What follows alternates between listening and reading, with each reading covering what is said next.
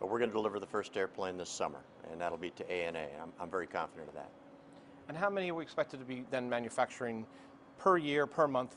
How quickly are you ramping up? Well, right now we're building 2 airplanes a month, and we'll ramp up to 10 airplanes a month by the end of 2013. But we're taking a very disciplined approach to ramping up to make sure the factory is ready, the supply chain is ready, and when we do go up in rate, it's something we can achieve. There's been a bit of a hiccup as far as the union's concerned in the U.S. about where you make all the 787s. Where does that stand right now? There's been some talk that the union isn't very happy. You want to make some of these in South Carolina away from your main production base. Yeah, we were very surprised by the NLRB ruling. In our view, it is not consistent with law, and it certainly is not consistent with precedent. But I'm going to let our attorneys take care of that. You know, I'm focused on building airplanes and making some of the strategic decisions we need to make for our product lines of the future. One of the strategic decisions everyone's waiting for is whether there will be a replacement for the 737, your sort of single-aisle workhorse. Yeah. Will there be just an upgraded version of that? And a lot of airlines are saying they're desperate to know the answer to this. Well, we're looking at the market.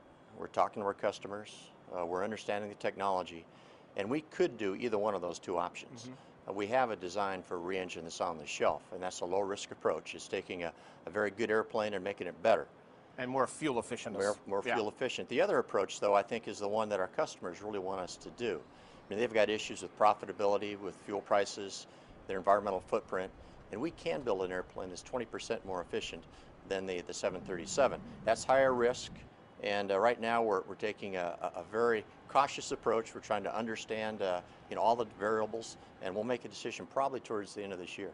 If it's a newer plane, then it's not till what, 2020 that we would see that replacement for the 737? 2019, 2020, correct.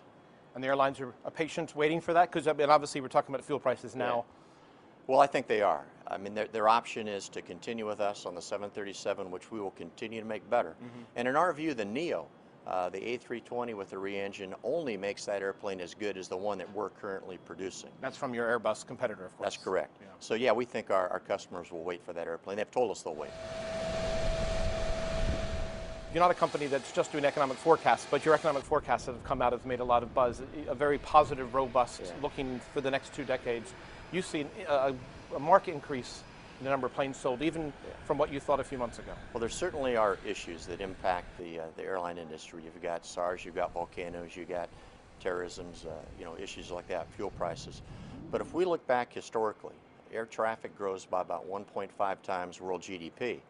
And based on what we think is a conservative estimate, we think there's a market for over 33,000 airplanes over the next 20 years, which adds up to about $4 trillion. As far as the oil price goes, when it gets higher, it actually helps in some ways because airlines decide they need to upgrade to newer planes. Now we're seeing the price coming down a little bit.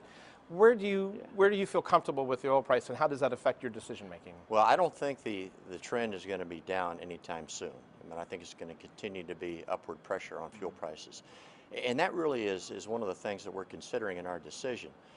Do we want to evolve yesterday's airplane, or do we want to build an airplane for the next 50 years, knowing that the direction of fuel prices is probably up? So you're talking about the 737 again, so correct. Kind of a hint of which way you're thinking? Well, I'll tell you what, our customers will help us decide which direction to go.